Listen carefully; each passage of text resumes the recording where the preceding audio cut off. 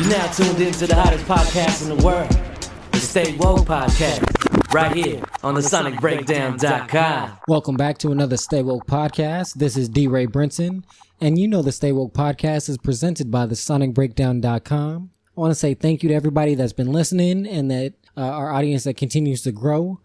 This podcast is we talk about music, movies, sports, and more. First, let me introduce our guest. I want to introduce our first guest, Reddy. Hey, thanks for having me once again. You know what it is. And then we have Miss Alanna Jane. Hi, DeRa and Reddy. Awesome to be back. You know, with those two, usually if it's those two exclusively, it is a movie or comic book related topic. And today I am very proud to say and glad to say it is the Wonder Woman review. Woo! Woo! So let's start out with let's just go around and what you think of the movie. Well, actually, first, what were your expectations for the movie? So I'm gonna be honest. I had very low expectations of the movie, and I'll contribute this just some of it because DC has a certain way of how they make movies. Marvel is always usually a little more funny, a little more upbeat, a little more lively with levity. But when it comes to a lot of DC movies, it's usually very dark. It's usually not very comical, not very uplifting. You watch a lot of the movies. Let's think about Batman in general. It's semi-depressing. So I went into the movie originally seeing it, and I was like, oh yeah, they're going to kind of disappoint me when it comes to Wonder Woman. They're going to kind of, it's going to be a quote unquote super feminist movie, but she's not really going to be the Wonder Woman I want to see. So I was kind of coming in there with that little bit of a negative mindset, but I got to see it because, it is DC. But I was hoping for the movie it was.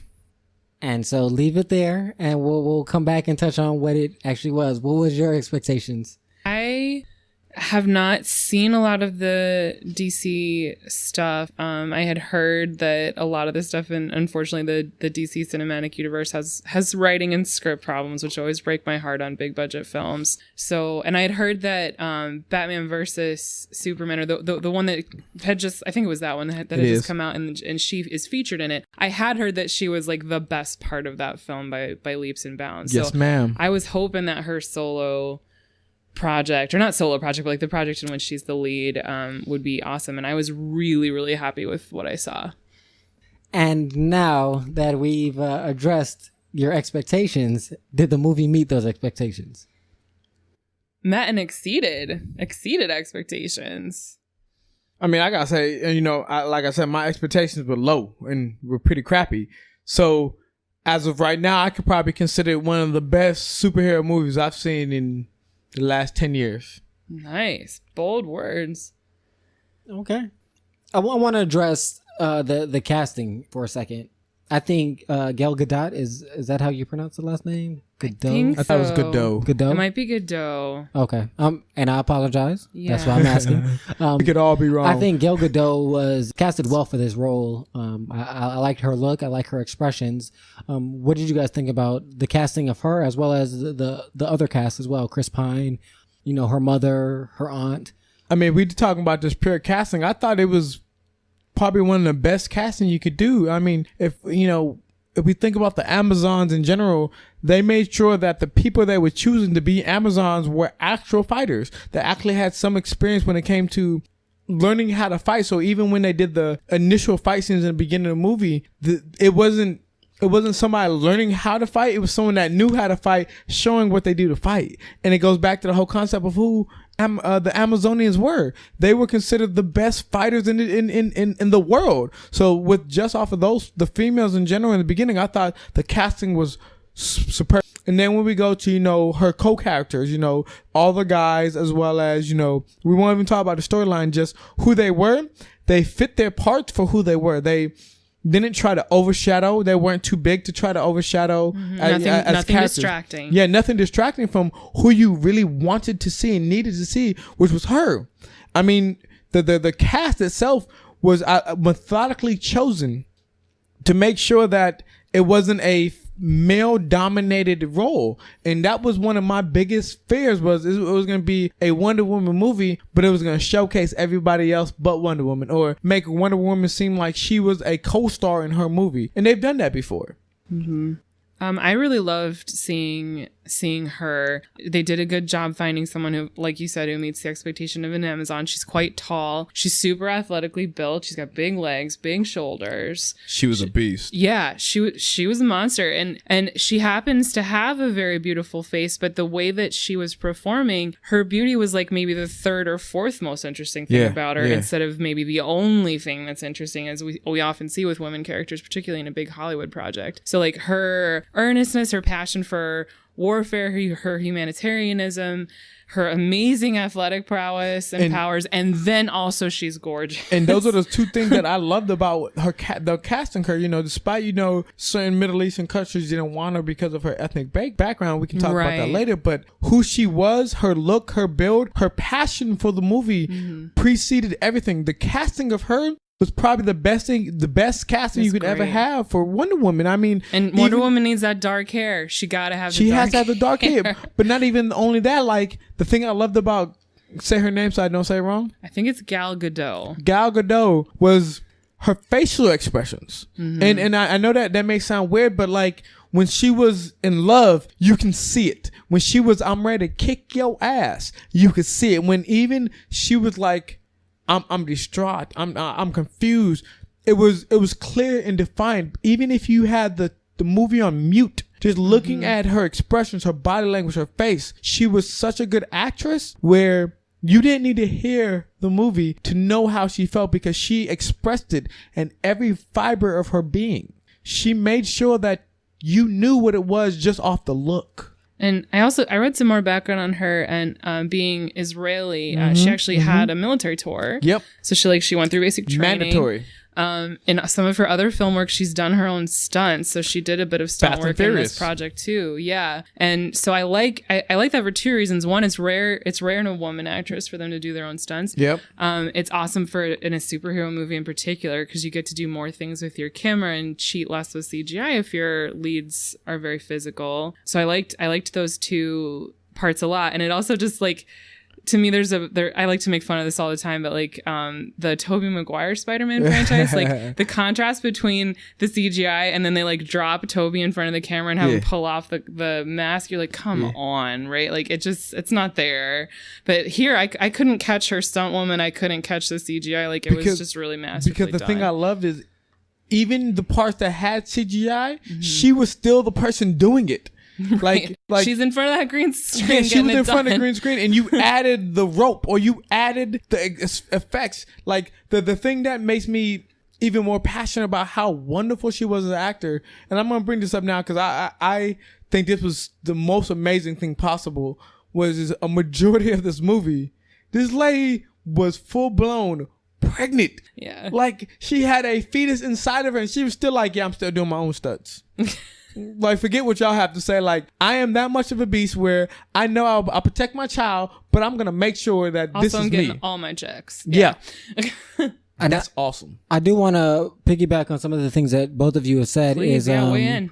I'm going into what Ms. Jane said. So Gal Gadot she's been trained in swordsman, kung fu, kickboxing, capoeira, Brazilian jiu-jitsu, Krav Maga, of course. and Krav Maga, and she was a sports trainer for the Israeli defensive forces. Yes. So I think that is something that I did take away, without knowing that, like as the things you mentioned, you can definitely tell that the athleticism, the realness in the physical attributes that she had that presented for Wonder Woman. Those fight scenes were believable. The thing that we had a problem with, that I said with Iron Fist, with Danny Rand, I didn't believe those fight scenes weren't real to me. Yeah. And in this, they were real. Like, of course we know it's not, but they presented real. It felt real. The things I did want to mention as well that you touched on her acting, there was a scene in particular where it's with her and Chris Pine, and spoiler alert, if you listen to this podcast, our podcast has spoilers, so just get used to it. But is that scene where her and Chris Pine, and he's basically telling her like there is no Ares. Yeah. And to me that scene really captured how well of an actor she is, more so than I even took from him. Like he did a good job, don't get me wrong, but he was solid. In that scene particular, there is a portion where you can just tell that she's trying to think through the information that he just gave her. Yeah. Because that's a life-changing event for people, you know what I'm saying? The thing that you believed your whole life. Without a doubt, somebody is now telling you and to a certain extent proving to you that is false. And you can just, without, like I said, there's not much dialogue for her in that little scene, but you can tell that she's racking her brain and trying to wrap her mind around that. And to me, that's, again, what I consider the epitome of acting, is capturing those moments that don't have words, but you still understand what they're thinking, what they're feeling. Mm-hmm. I just want to touch on, before we leave, casting. I loved seeing all of the women on Ready, how do you say the name of the island? Oh, you talking about Themyscira? Yeah, Themyscira. All the different women, all the racial diversity. And then I loved her mom and her auntie are older women actresses. And I love seeing a woman who's not 35 like on screen. You don't get to see it as much as I really want to. And I thought they were both great. I loved that they showed the island as it's a paradise without utopia. Men. Yeah, it's a utopia. And like there were none of this sort of cheap tropes about what it's like when women are alone together. Like there weren't any catty jokes. There weren't any like cheap lesbian jokes. Like they were just honestly like a family, and also like taking their responsibilities as protectors of the world deadly seriously. Like they're super organized army. Like I loved seeing all the casting of the different women. But with because before we switch, because I love that, and I'm not going to touch on the story, but when it comes to that casting, like you said, one of the main things I love that you said was the diversity. Mm-hmm. Because when we look at the comic books, when we look in the past of who the Amazons were, Amazons didn't give a fuck about your race. Right. You could be Indian, you could be Mexican, white, whatever.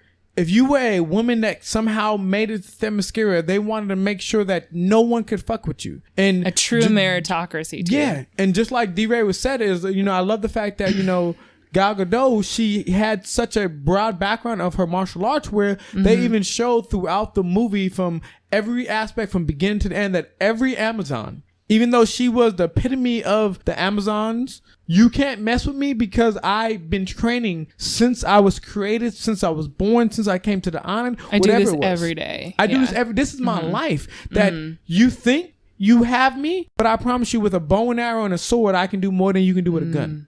Oh, and I liked the conflict between the aunt and the mother, because I think it was really real, but it was like they were both loving Diana so much on two different aspects. Yeah, and they were allowed to love her in their own way, and like they worked out the conflict, and then we eventually see that Diana's mother agrees for her to be trained. But before we even go into the story, one thing I want to say about the casting that you brought up that I love, where they didn't make Diana's mom or her auntie these 22-year-old bombshells, where they were just like the gorgeous woman. Don't get me wrong, they were beautiful. Yeah, but Connie Nielsen and Robin Wright are beautiful. Kind of like what you said with Diana, the beauty was always a back seat. Yeah, because they're who they were.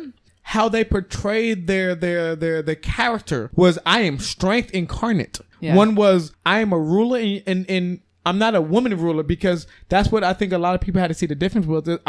She wasn't a woman ruler. She was no one's queen. Yeah. She was the queen. Like, her title was queen just because she's a woman. But there's no king around. Like, it was her. And then the auntie, she's a great female warrior. She is the best warrior, period. Because they even brought up a little bit of, the whole Zeus and the war of the gods. In the background, yeah. And the thing that they said that I love the most is she was the greatest warrior. Not the greatest woman warrior, the greatest warrior, period. Mm-hmm. And that to me shows, the whole feminine concept, but also like that it put the place of the Amazons who they really were in that universe. They were the best by far, including Danny Rand, any of those other people. They were the best warriors in the world. They trained every day. They learned everything. They were unstoppable on most concepts. No man could fuck with them because who they were. Oh yeah, and a quick shout out to the actor. I think it's David Thewlis, who was Ares, because when we meet the character, he seems like so stiff upper lip, sort of classic British English guy. Socialite. And then when it's revealed that that's actually Ares' modern like body right now, like I was like, really? But then like he really brought it. Like the more he talked, the scarier he was. Like the more he brought in the energy, and the more you started to believe it. And I liked it because he doesn't look anything like how you would What you would imagine think Ares. 'Cause Yeah. I'm not gonna lie. When I was watching the movie, I can honestly say he was one of the last people I thought would be Ares. Exactly. And then even when he came out as Ares, It's like a I was classic red herring thing. Like Right. it's the old school. even when he came bait and out as Ares, switch. I was kind of like, yeah, they fucking with us. And until the point when he put on his armor, Yeah. the full Ares armor that, I mean, anybody in any comic book knows, because the armor stays the same for Ares. You knew like, yo, that's really Ares. Oh shit. It was a long trickster game to make the whole thing happen. Ares, because Ares was never about like, I'm just gonna. He was not. Oh, and I'm not directly violent. Yes, I am. I'm gonna Very make sure that often. you feel it like, because one again, I know this is a little off topic, so I apologize. But the storyline I loved about Ares was when they divulged who he was like, I never directly did anything. I didn't do shit. He was Me? almost the devil. He was. He was a devil. I whispered in the air and gave him thoughts. I whispered in the air and gave him visions. I whispered in the air and gave him that, last little bit of formula. But I never one time made them do anything they didn't want to do. And see how shitty they are that they act on my suggestions. And if they were worth it, they wouldn't do That's it. Ares. I incite war. I don't cause war. Yeah, I don't swing the hammer normally. I just want to touch on a couple of things that you both mentioned a while ago. In one of the things I did want to mention is that scene that you talked about between the queen and the aunt, or the mother and the aunt. The thing that I wanted to touch on about that scene in particular is the idea of the fact that they came to a peaceful resolution, even though they were so stringent, opposed to the opposite's ideas. And just that idea that these strong, powerful women came to a peaceful resolution Without being catty? without being catty, without being malicious, without and No hair pulling. Nobody had to spend a night in jail. Exactly, and really understanding the other person's perspective. And I just thought, to me, that just spoke volumes of A leader. a true leader understands. I have my beliefs, you have your beliefs. That doesn't mean I'm wrong. Doesn't mean that you're right. Yeah. But let's figure out how we can make this work. And with what you said, the part I love, Intellectually. the part I love that showed that without a doubt is when the mom or the queen, whatever you want to call it, saw them finally training, and she didn't go bad. She didn't say go, cut this bitch's head off, take this bitch to a dungeon. She was just like, okay, if you're gonna train her, make sure she's better than everybody. That was really no moving. one should be able to defeat her. She better be by far the best person. Work her harder than anybody else. Anybody, because that's like that middle ground. Like, I never wanted her to be trained, but yeah, you're kind of right. You showed me in so many capacities. She needs to learn, so we're gonna make sure that there is no one like her. And it's a nice demonstration of, like you were just saying, DeRa, about what leadership really is. A really good leader changes their mind in the presence of new information or a better idea. And that's a major thing. And that's what the one thing I really loved about this movie, where they showed, because if you look at some of the comic books, depending on what storylines you go, they sometimes make Amazon seem like brute, like savages. Like they're just all about They don't war. think, yeah. But this showed like, yes, they are war-esque people because that's what they were tasked to do, but they are intelligent, they're analytical, they think before they strike. And that was beautiful to me. Even with one of my favorite scenes, and I will say this, is when Diana was truly fighting her auntie and they were going at it. And, she's trying to teach her, never put your guard down. She didn't do that extra stuff that you see in a lot of guy movies where I'm going to directly hurt you when you do the mistake. I'm going to show you the mistake. I showed you the mistake, become better at it. And then when Diana came back and, did the whole gauntlet thing, of course, Diana was confused, which is dope because she didn't know her power. And I'm glad that they made it that way. And they left it a mystery for a while. They left it a mystery for 2 hours, where unless you knew one of the multiple storylines, because if y'all didn't know, Diana has, or Wonder Woman, whatever you want to call her, has multiple storylines or multiple backgrounds or multiple arcs, things she could have been. If we go by one storyline, she could have been a regular person that got gauntlets. Another storyline, she could have been made from clay, but they use the most powerful version of Wonder Woman, and that's why I truly love this movie, because when you say, spoiler alert, when you say, no, she's not just made from clay, no, she's not an Amazon, and wait, I gotta go back for one quick second, is I loved in the beginning where the mom says, leave it to the Amazon because you're not an Amazon. And that was one of those Easter eggs. You kind of hit that if you didn't really get it. Yeah. Because if she was made from clay, she would automatically be an Amazon. because that's how a lot of Amazons are made. But when she Yeah. said you are not an Amazon, it kind of hit you with, then what the fuck And is she? it was a little ambiguous because a lot of times people will talk like that, meaning like you're not an adult yet, or like you're not a fully fledged member of whatever. So like it kind of contributed to the mystery. But they that she would say foreshadow that concept of you may not be an Amazon, but you on a whole nother level. Because remember, even when they talked about the sword, again, spoiler alert, the sword as a god killer, the mom said something that as I'm thinking about it now that I love, but you don't catch in the movie. This sword is not for you. Mm-hmm. This is you can't handle the sword, and it wasn't because she truly believes she can handle it, because she know like this sword ain't shit to who you are. Right. You on a whole nother level. You think this is a real god killer? Mm-hmm. You were born as a god killer, and for me, when I was watching the movie, I went to go see it with my girl and a couple friends, and when they said, this is a god killer, I remember watching it and I was like, there's no sword in any mythology that we've ever seen, in any comic book, even in Greek mythology, that can kill a god. I was like, the only thing that can usually kill a god is either a demigod or a god. And my mind went straight to, maybe she's a demigod now. Like, no, she can't be a demigod because Amazons are technically kind of lower gods. Right then and there, I kind of hit like, I hope to God they're going with the right storyline. Oh, and nice. Right at the end when they were like, you really are the god killer because you are God, my heart, like, I had the biggest cheese in my life. I was like, yes, give Diana the role she's supposed to have. She's supposed to be on. Yeah. People don't know, Diana has always been more powerful than Superman. Mm-hmm. People always believe she's so powerful. She is. She can do all his tricks. Actually, she can do almost and she doesn't have the kryptonite thing. In this movie, they didn't show the fact that she could fly, but eventually, depending on storyline, she can fly and all that stuff. But one little tidbit that most people don't know is they always think that her gauntlets or her cuffs are just to avoid bullets. Diana can get shot with a bullet and does nothing. She's different from Superman in that concept with the gauntlets. She doesn't like to get shot. Superman's like, fuck it, shoot me. I don't worry about it. She's like, why the fuck would I let it shoot me when I can just deflect it? One. But they also gave an Easter egg.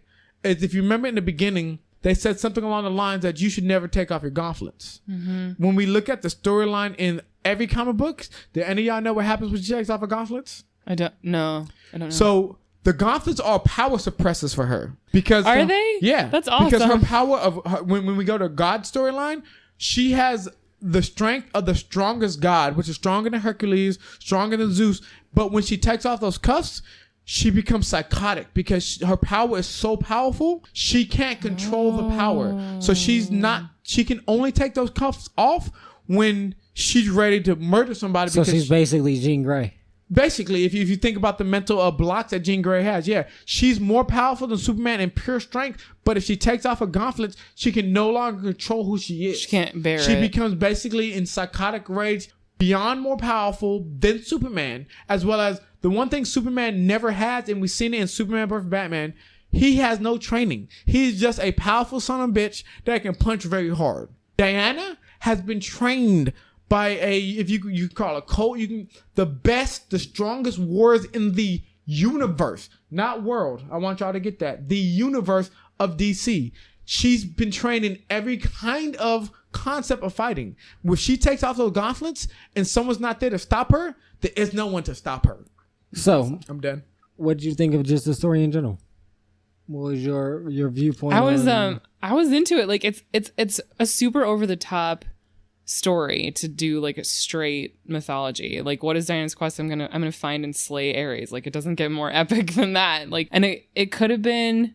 There's a lot of ways they could have messed it up, even though it's classic, because it's just like so cheesy. Like, it could be ridiculous when she says, I need to find and slay Ares, but like she's so convincing, she's so earnest, she's so like, these are the facts, like obviously I'm here to kill the god of war. And we're kind of viewing it through Chris Pine's character, because he's the human encountering this woman. And when they're like discussing background, and she's like, yeah, my mom made me out of clay, and she's being deadly serious. And like, if in a lesser actress's hands, it would have been a joke. It would have been. He would have laughed at it, and he's like sort of privately like being Ain't that skeptical, and so are we. But like, you're still like right there with it. Yeah, but you can see that he believes that she believes what she's saying, and he doesn't believe it, but he sees that she believes it. Yeah, and so he's like, okay, so I'm stuck on this boat with this crazy person. Let me see how long this is gonna last. But then she just picks up speed. Like, even with the concept, I'm just gonna interrupt you and then I want you to continue. But even the concept of being stuck on the boat, the fates. The reason why I want to give him credit, because even when she said that, he kind of had that look like, I think you're a little bit crazy, but you showed me some crazy shit already, so I can't really doubt you. He just had a straight crazy experience because he was like fleeing the Germans, and he like changed weather systems into this weird shit. Like he was ready to. And he just saw a whole group of females destroy a group of dudes with guns. And oh my god, that fight scene was gorgeous. I've never seen one like it. It was so good. The two different times fighting against each other. So even with that, he was like he basically was kind of what I would consider any human being. Like, I can't doubt you, but I have to doubt you because, you know, in my mind, this is common sense. You can't be made from clay. And even though, like, when she meets Chris Pine's character, Steve, and he has his little band of folks that he always works with, like, she saves their asses all the time. And I just like that they let her do that. Like, she's the ace card that they play. And I like when they're in the village and they have to improvise because they have this one idea and then there's a sniper and they don't know what to do. And I like that Steve spies that metal thing and he makes a little plan and he calls for her to use her powers, which are obviously better than all the rest of them put together, to set up that attack into the clock tower and get the sniper. That's also an interlude or whatever you want to call it, to back when they were fighting when the Amazons were fighting. Because you remember I believe it was the auntie, so correct me if I'm wrong, the auntie told one of the Amazons or the mom, shield. Yeah. And then when they said shield, she knew that it was jump up. It's time to do she this launched shit. her in the end. She fought, if I'm correct, she shot 4 arrows that took 4 people out like it was nothing. Yeah. So when Diana heard that in that part, it instantly made me think of that. It was, he saw that and he was able to see, okay, this is something she already knew. Recall. He just memory recall. Bam, yeah. He knew that the minute he said that and he could do that, she knew what to do, no question. But that goes back to the concept of a trained warrior. Because if you're not a trained warrior, if you say some stuff like that, most people are like, what are you doing, bruh? Why would you need to do that? That whole scene showed from beginning when she said, one of the things I loved was they were at no man's land. And they were like, you just need to wait here. This is how wars are done. We haven't been able to get past in years. This ain't nothing. And she was like, I am no man. Yeah. And I'm not like y'all. She instantly showed, y'all, look, I am Wonder Woman.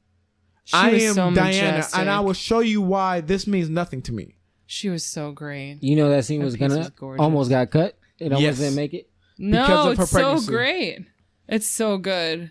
She looks amazing. If y'all didn't know, during that scene, it's beautifully shot. One of the things they did is they put basically a green screen on her stomach because she was 6 months pregnant. She was clearly showing. They put a green screen on her stomach to make sure they can cut it down to be back to the Wonder Woman. What a time to be alive! And she did the full stunt. She did the running up. She did the kick, and she did the shield. Even though she was 5 to 6 months pregnant, she carried no cares about, look, I got this. I want to make sure this movie is authentic. And one of the scenes that I personally loved the most that showed Diana being Wonder Woman or Wonder Woman being Diana, whatever you want to say. There was a part where later on in the show where they were at this, they were trying to infiltrate this castle. For those of you who haven't seen it. And the main dude, what's his name again? Steve was like, hey, Wonder Woman or Diana, I need you to stay here. Basically being that semi-chauvinistic, that concept of I'm a man, I got this, I'm going to get in. Don't worry, stay here. Wait for me. He went to go back to talk to this dude. Let's go do this. And he looked back. She's gone. And to me, that was super Wonder Woman-esque. Wonder Woman has always been, I don't need you telling me nothing. I am me. Like, yeah, that's the other thing. Like, she's never trying to get approval from Steve. Never. And it's not because she doesn't like Steve or that she's nasty to Steve. She just honestly does not need his approval. And it's so rare to see a story where the woman is not set up as being distracted by a guy. She's honestly not she's not interested really. And even though they sent it a little bit in a romantic direction for a minute. Which I didn't like. It was not necessary. They didn't need to do it. But I do see why. But they it didn't. it for the It did plot not hole. mess everything up. So shout out to that. No. Let me finish. Let me finish. Then you can say what I see why. I'm not saying it needed to be done, but I see why they did it because in two things. One, a really good article I read was the love scene. Yes, most of us Marvel, DC, superhero comic fans love the action, love the concept, but to attract more people, to attract the higher levels of people that like the hopeless romantic, they added several scenes. As we know, one of the major scenes that they added that was a powerful scene that showed who she was, as well as that she didn't need a man, was when he went and sacrificed his life to destroy the plane, giving her the concept of, I truly finally understand, because beforehand, the concept, she was progressing as, Diana, she's progressing as a human in our world, because when we first see her leave the Themyscira, she had no clue about the world. When she was looking at the literally typical never guard, saw a man. she never saw a man. Yeah. She didn't even know what dresses were. So as we progressed through the movie, they got to the point where they showed her, like, I understand the concept of love, even though it's corny, whatever, where she was losing. And that concept of love not only showed her who she was, but who she wasn't. And then when I say who she wasn't, I think that's also a powerful concept, because before that, she thought in every concept, not only was she not the God killer was one destroyed, but she would try her hardest. What the hell does that have to do with her? This is hold on. No, let me finish it. You said you would let me finish. You done, bruh. Because this is why, bruh. She knew the concept of love because she loved her mom. But no, she knew the concept of love because she loved her different aunt. from love from a significant other. No, but love is love. You know what love is. You understand what love is, and you understand how to love somebody and to lose somebody. Now, being in love, yes, it is. There are different kinds of love. Yes, I get that. But I'm saying is, if you've loved somebody, even in any manifest of that, and you lose that, which she felt that when she left her mom, knowing that there's a chance that she's never going to come back to that place, never going to see anybody that she knows. So therefore, that scene is not needed. Second, that has nothing to do with her getting her powers. Wait, I have to disagree on both. Hold on, I disagree on both. And the reason why I disagree on both, because in general, if we, scriptures, Bible, all that, I'm not even going to go into that, but there's different kinds of love. You don't know that kind of love, the love of a significant other, someone's not related to you, someone that hasn't done those things, until you have that. So I do think... And that's the first dude she met, bruh. I'm not... So that's what I'm saying. Like, that's but not that even was real still, love. But to her, it was. And it was pretty short term, too. That's what I mean. Therefore, it's not needed. You can call it... No, I never said it was needed. 100%. I don't think it was needed. I said it was for a certain audience. Maybe. It wasn't for the typical fans. No, that part I'm agreeing with. But you said she also that was also part of the plot. That has nothing to do with the plot. But it did have to do with the plot. Oh, no, I got you, though. It's not... But for me, though, it wasn't really the love of Steve, but like at the very end when Ares is trying to convince her that all of humanity is garbage, and she's literally holding up the car and thinking about throwing it on Dr. Poison, and she's remembering Steve and who he was. But is she remembering the romance part? I actually don't think she is. I think she's remembering the sacrifice part. She's remembering the other acts of humanity. I'll take that. And that's my point is, and then they didn't need to kiss off of that. That's my point is, they could have took out the whole romantic aspect and her seeing Steve sacrifice himself for others. And that was super moving. I am not disagreeing. Being selfless. I'm not disagreeing. Is enough for that, and that's my point. So I'm not disagreeing with that. But the idea of Steve helps her not side with Ares. The idea of Steve, but like it could also have been a platonic idea of Steve. I'm agreeing with both. I'm agreeing with everything you said, but to me it weakened her a little bit. If you listen to what the director said, it was literally just to draw in more audience. It was to draw in. I won't say it weakened her, but it weakened your concept of her. Not the concept of her, but just the power that I felt the movie was having. I'm with that. And I can agree with that, but it doesn't ruin it. So shout out to that. Yeah, it doesn't ruin it. It could have, and it didn't. Yeah, if they would have made her if they would have made it too emotional instead of like her crying. Like her breaking down and being weak as a result of it, then I would have had a problem. all the married men, including Steve, like they do seem aware that she's a beautiful lady, but they make hardly any shitty comments. Yep, they don't make any of those sexist comments you expect. Yeah, and like I think the strongest thing Steve ever says about it is that she's distracting, which actually is ambiguous the way he says it, because it's like, is it your insane sword that you're carrying around with your outfit, or is it you're very beautiful? Which they made sure they highlighted multiple times, even when she had her new outfit. Yeah, it was going on the turntable. You know, can you just give me the sword? No, I won't give you the sword. Give what I don't remember what the secretary's name was. Give her the sword. Candy. And that's a point I want to make sure we also think about as well is you realize the only person she was willing to relinquish her sword to was another female. Oh, that's interesting. I wasn't catching that. And that's a major part of who Wonder Woman is. Wonder Woman has never relinquished what she considered her strength to any man, including Superman. But when it comes to a female that she trusts, she will. Mm-hmm. And even if we go back to her concept of what she said is when she was explaining what a secretary was, she was like, "Where I come from, that's called slavery." Yeah.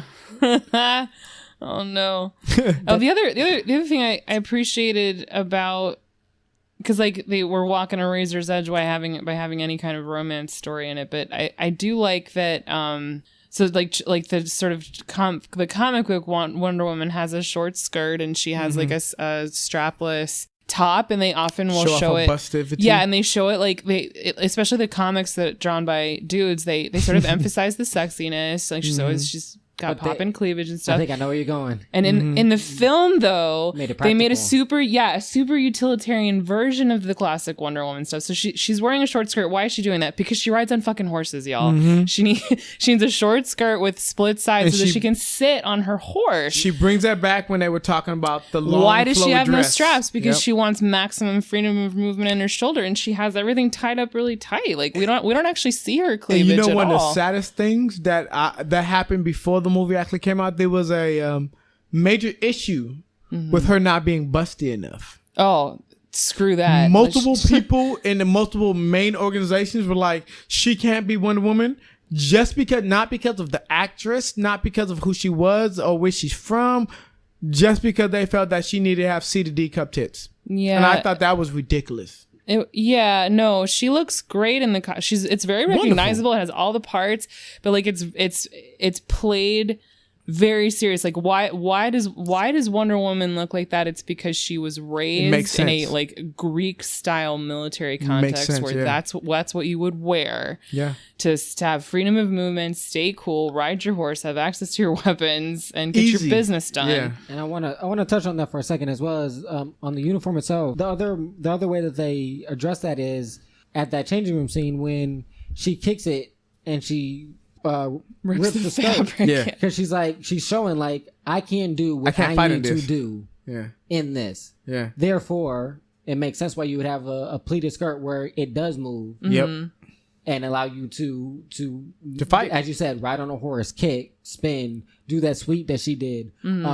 Even hold her sword. Yeah. The other aspect of it is in the comic books, they tend to also show like the leg portion is like she's wearing like these sandals. And here she's wearing full like battle boots. Like if you see the front, it's a like if you look from it's armor. If you look from a militaristic perspective with their shields, it's kind of the Trojan theory of if you hold the shield in that position that they do in making the Trojan guard, phalanx. What they call it. Phalanx. Thank you. Yeah.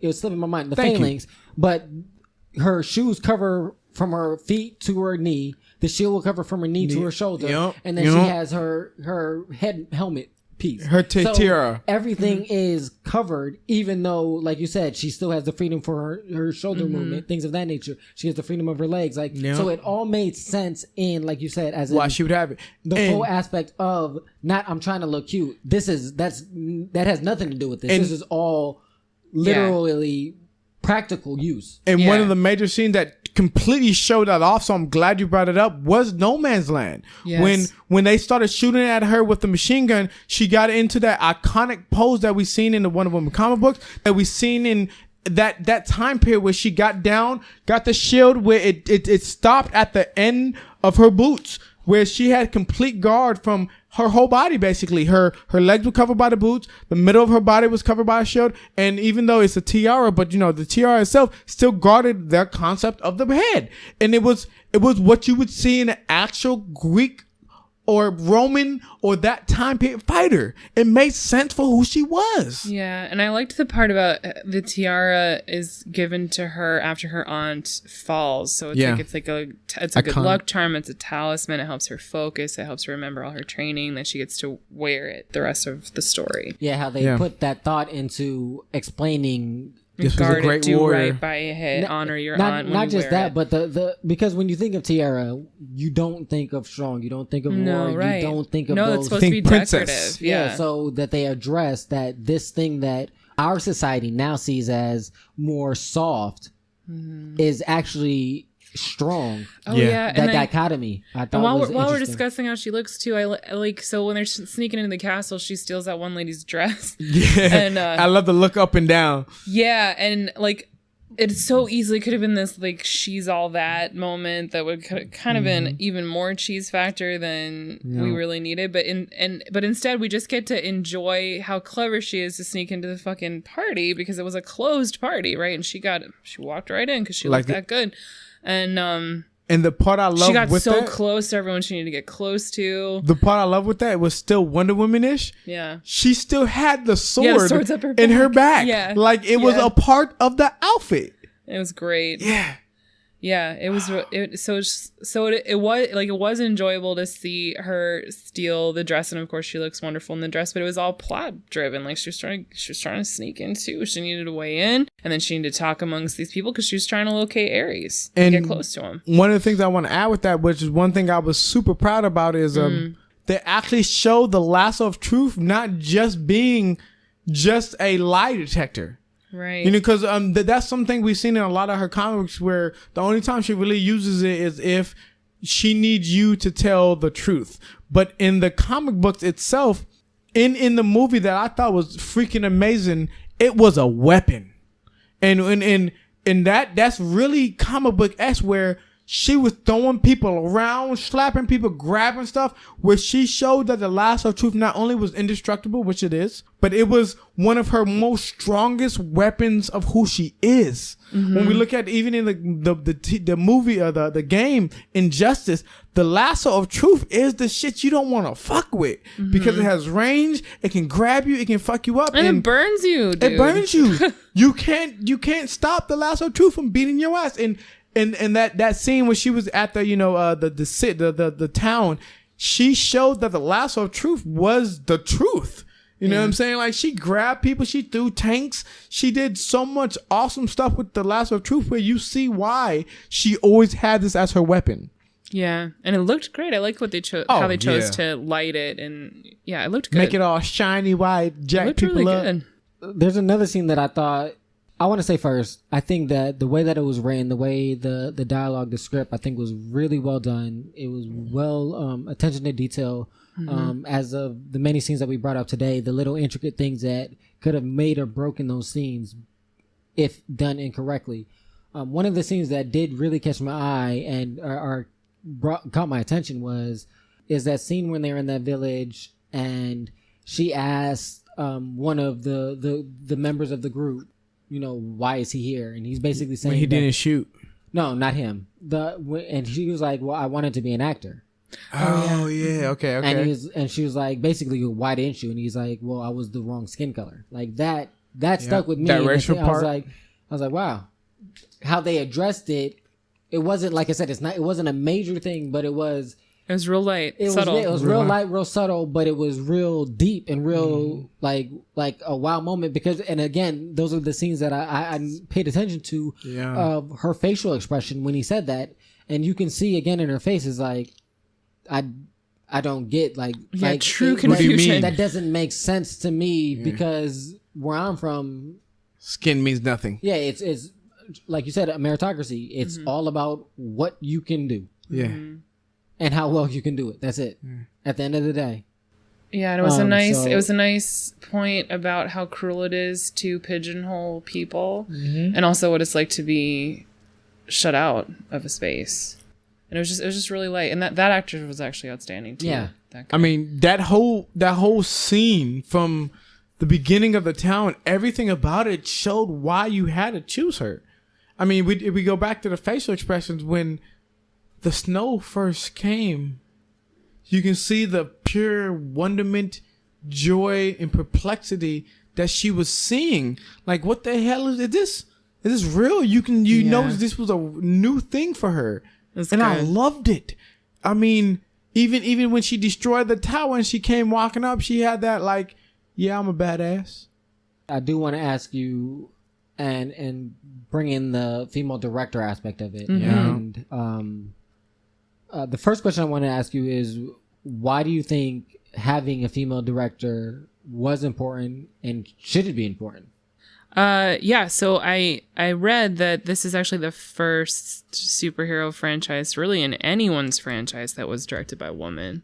Oh, in history, Reddy's telling me. And there's not a lot of women action movie directors. So I think it's like, obviously the first time that the first time a woman is given a chance to do a project like this, it's especially delicious when it's a good project. But then, I think one of the reasons the tone stays so good and they're able to, Diana has some sexuality and they touch on it for just a second, but like I said earlier, it's low on the list of all the exceptional things about her. She wasn't and the way defined that by she's it. shot, they don't really do like the beauty pan from head to toe that you see all the time when a woman steps onto screen. They do unfortunately do it to Black Widow quite often in the MCU. And Scarlett Johansson is beautiful. It's not really about that, but like Black Widow is awesome besides how she looks, and Wonder Woman is very, very awesome besides how beautiful she is. Like, she happens to be beautiful. She's not important because she's beautiful, and I think she's important because she has all this other amazing stuff, including the polyglot thing. She speaks hella languages. That was so awesome. What she said, like 7,000, 5,000, some crap like that. Languages, that's beautiful. And all these guys are like, who's this uppity chick? And they're like, whatever, she can read the book, shut up. I'm like, listen to what she has to say.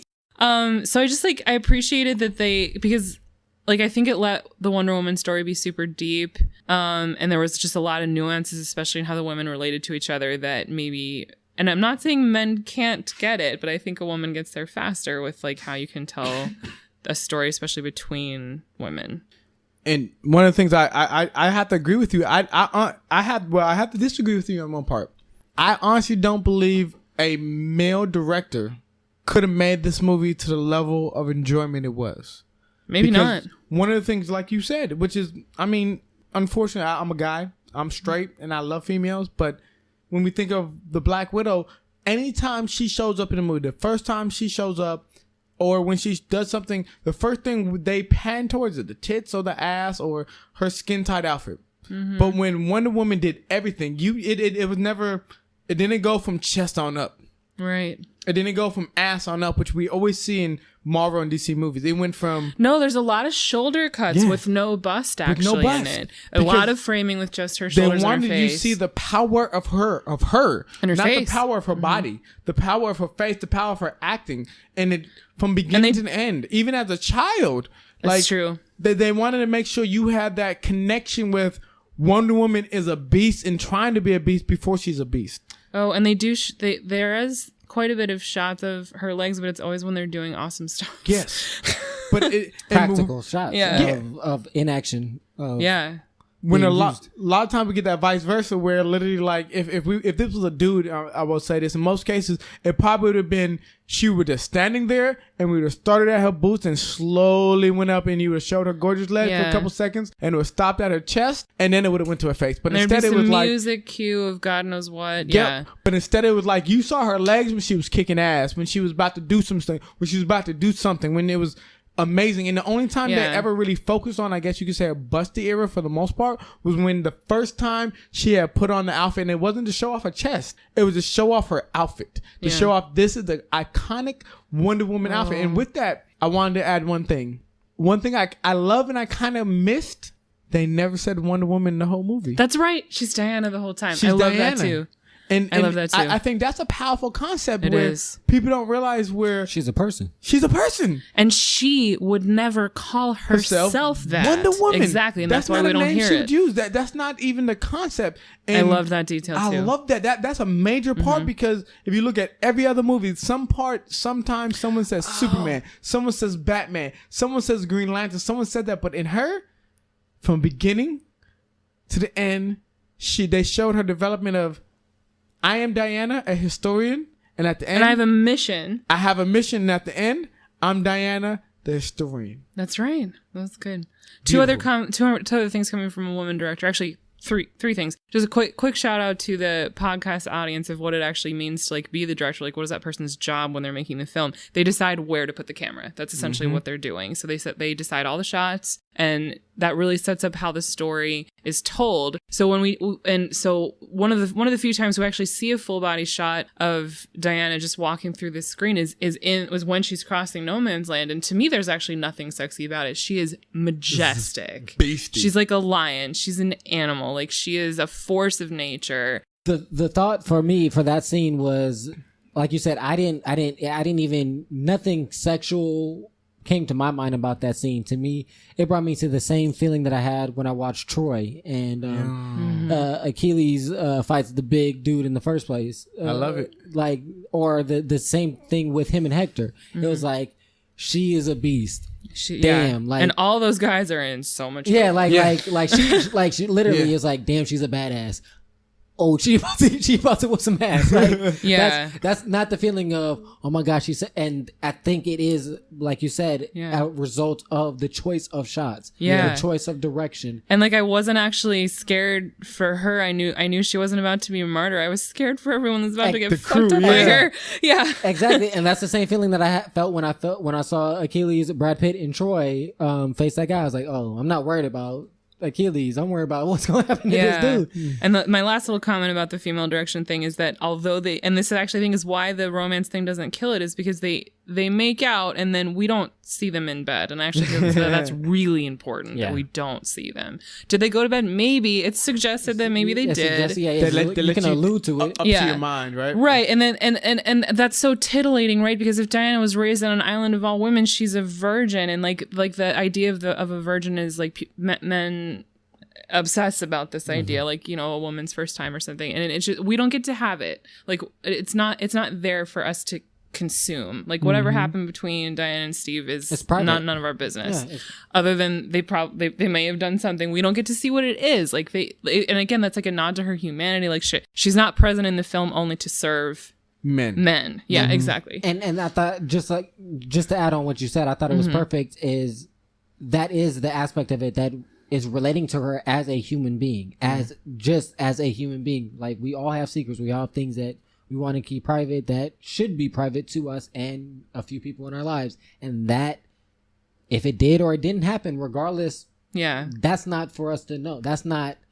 It's a part of the story, but it should not be a focal point. Yeah. And later when she's remembering Steve and rejecting Ares, it wasn't because they boned. Yeah. Like, it wasn't her flashing back to cutscenes of Kissing. her grabbing the sheet or her looking through, like, into his eyes during the lovemaking scene. It That's wasn't what that. Usually you would see in the And most guy directors, her real interaction with him, of, you know, those real interactions, not him being a real person trying to save and try to actually help mankind, help what he believed was the best thing to do. She went back to, like, yo, he was a good dude. He was a guy that would give his life to be the best. And I love the concept where when we saw at the end, when at the actual end of the movie, when, you know, we finally realized, you know, Wayne, Bruce, or Batman sent it. Only thing she didn't say, like, thank you for giving my love back. Thank you for reuniting my love. She said, thank you for giving him back. And to me, that was more symbolistic of what he meant to her, not in love, not fucking, not putting in, but being a true American hero, sacrificing his life for the greater good.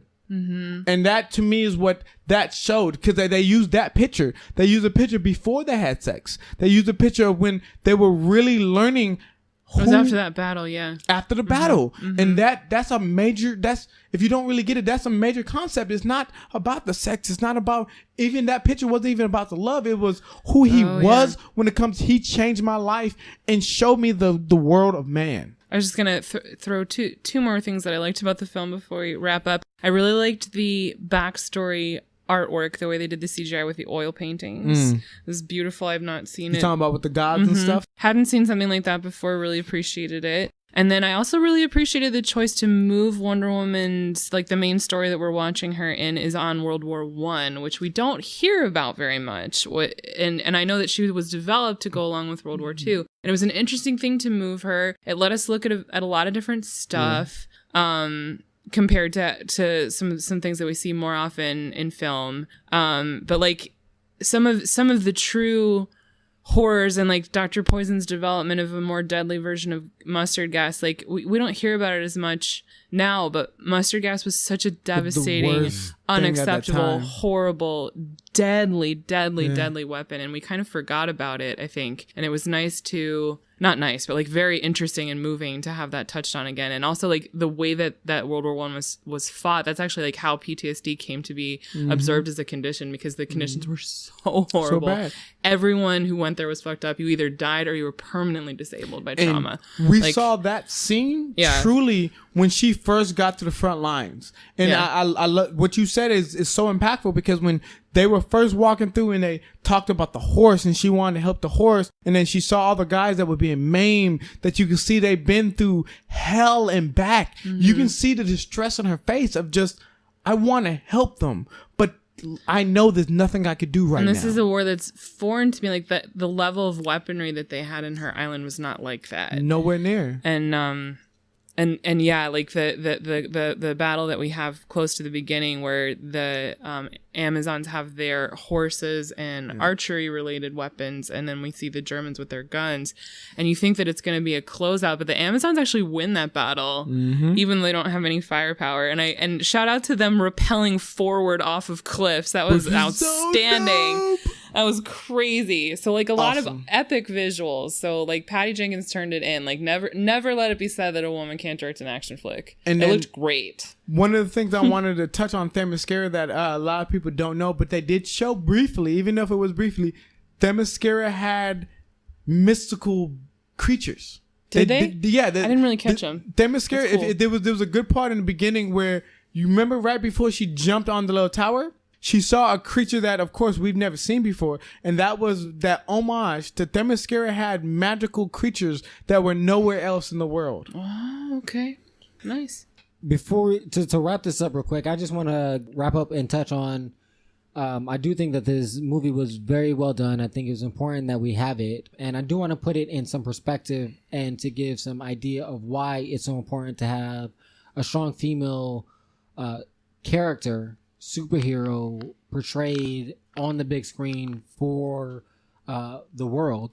Some things that will help put it in perspective is Wonder Woman has been around since Wonder Woman started in 1941, and Wonder Woman is equally as popular, if not more popular than Superman. Correct. But yet there's been 9 Superman films, 12 Batman films, Ant-Man, Meteor Man.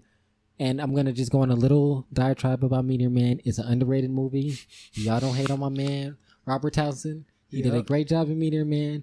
But I digress. Back to what I was saying. Like I said, 9 Superman, 12 Batman, Ant-Man, Meteor Man, Swamp Thing, Doctor Strange, and countless other male superhero movies that are not as popular as Wonder Woman. So that just tells you the demographic that we live in that caused that kind of unbalance. And so it is important that young women, young girls, young men see that there are strong women out there, that there are strong individuals, and that they have something to look up for. I saw on Twitter the other day that there's there's been a spike in young girls going to school dressed as Wonder Woman. Yay. That there's boys saying that they're Wonder Woman, and that just the rhetoric of those little girls in the speeches that they're saying is like there was a little girl that told her teacher they said something and she corrected him and said, "No, I'm gonna be Wonder Woman. I'm gonna be a strong woman. I don't need to be a man."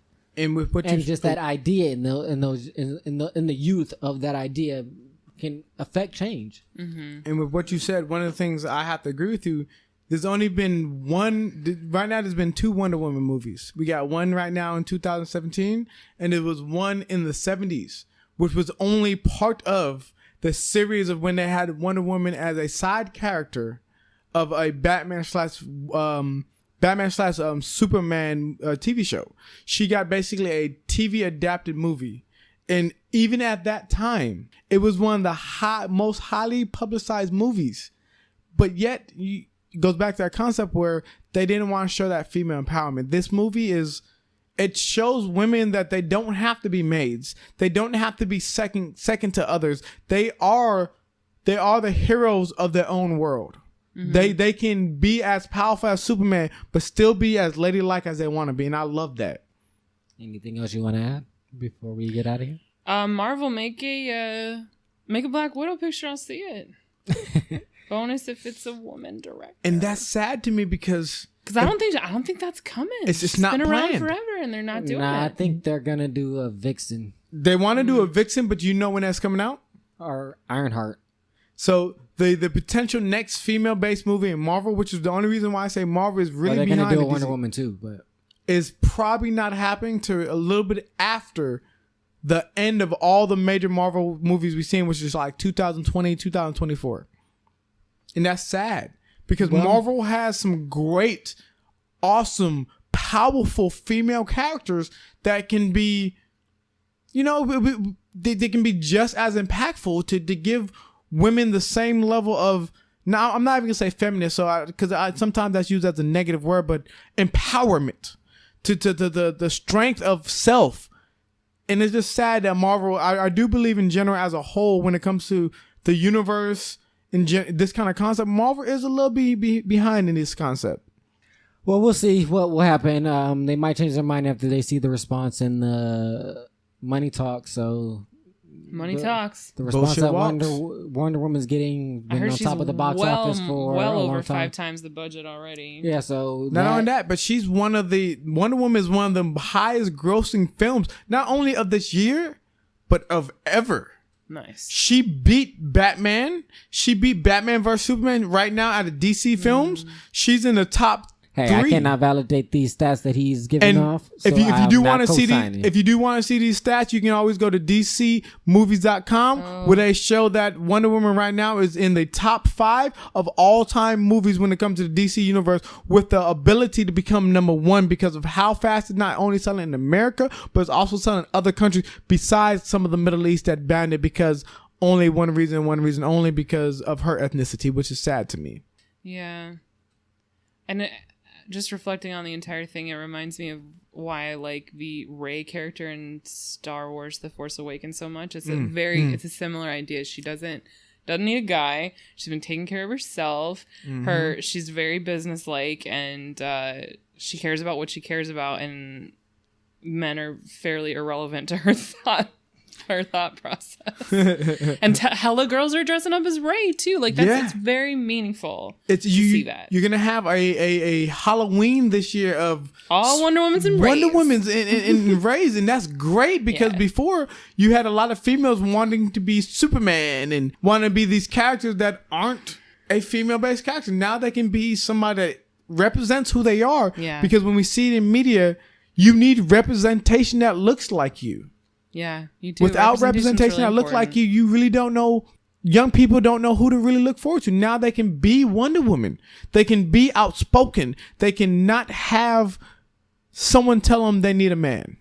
So with that being said, we all are agreeing that Wonder Woman should be seen. You should see it. I would definitely want you guys to leave us a comment. Let us know what you think about Wonder Woman, what you think about what we thought about the movie, and the movies that you are anticipating coming up soon. As well as any other subjects or topics you want us to talk about. You can leave that on co-founder at TheSonicBreakdown.com, or go to TheSonicBreakdown.com or TheStayWokePodcast.com and leave a comment there, and we'll get back to you.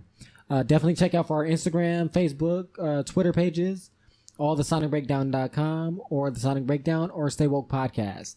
So you know our motto: live, listen to some great music, and for this podcast, the movie ones, we say watch some great movies, and above all, love more. And we're out.